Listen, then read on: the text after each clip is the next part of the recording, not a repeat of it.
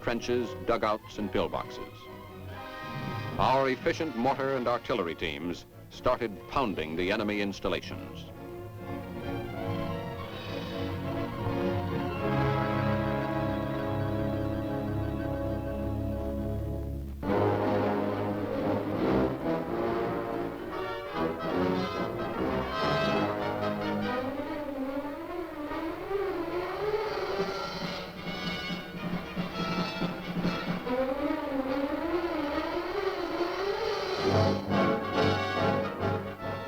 The conquest of Zamboanga touched off a whirlwind series of successful landings that were to drive the Japs from Basilan, Sanga Sanga, Tawi Tawi, Jolo, Sibago, Bongao, and others in the Zamboanga area and along the Sulu archipelago.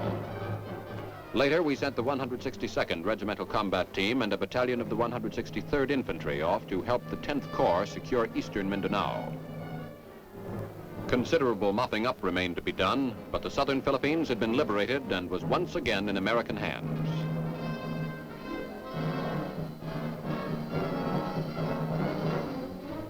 The rapid successes of the 41st Division in the southern Philippines made up what was undoubtedly one of the most sensational, but least publicized series of operations undertaken by any single division during the Pacific War.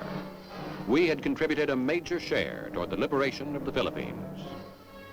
After this show was over, we knew what the next trip would be. Then, when the atomic bomb hit Nagasaki, the enemy realized his defeat. The end came, Japan surrendered. But our work was not quite finished. We shipped for occupation duty in Honshu, Japan. We could trace our advance by the crosses we'd left behind. We were deactivated as a division 31 December 1945. Most of us started for home. All of us could look back with pride. Pride in having won. Pride in having fought for what we believed in. Warfare in the Pacific had tested the courage of the 41st. And in this supreme test were deeds of valor that will live forever. We are the infantry, singing our song, go marching along the trail. Here's the false soldiery. Let's say it again, that infantryman.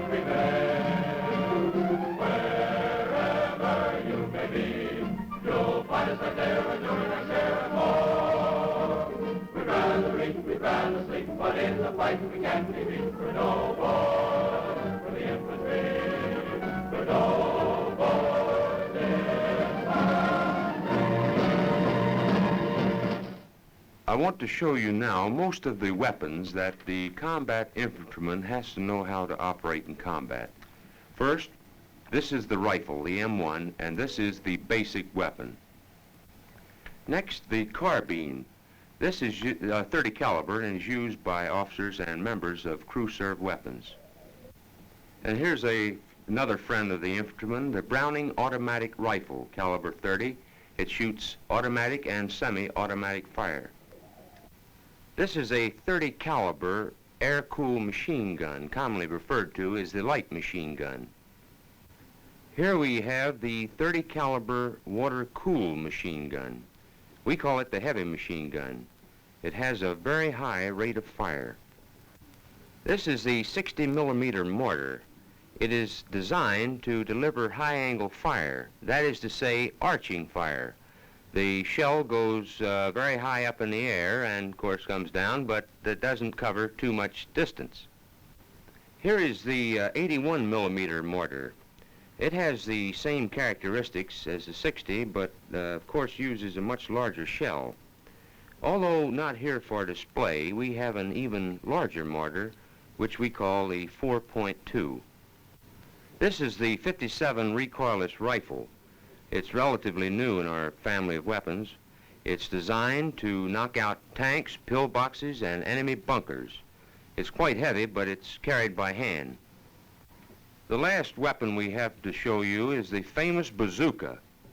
This is the 3.5 rocket launcher. It's relatively new also in our family of weapons. It's approximately 10 years old. It's designed to knock out tanks and bunkers and pillboxes. In addition to what you've just seen, the infantryman must know how to handle grenades, demolitions, and other forms of explosives. I believe you'll agree with me that it takes a high degree of intelligence to master all of these weapons. They're all supporting, however, to the rifle. As a matter of fact, every weapon which we possess, whether it be on land, sea, or air, is designed to further the progress of the rifleman. Well, that's about it for today, ladies and gentlemen. Next week, I plan to tell you the Hermann Göring story. We're also going to show you the invasion of Normandy. So until we meet again, ladies and gentlemen, this is Colonel Quinn speaking for the combat infantryman who asks you to look twice at the wearer of the blue badge. It's the mark of a man. The Big Picture is a weekly television report to the nation on the activities of the Army at home and overseas. Produced by the Signal Corps Pictorial Center. Presented by the U.S. Army in cooperation with this station. You can be an important part of the big picture. You can proudly serve with the best equipped, the best trained, the best fighting team in the world today, the United States Army.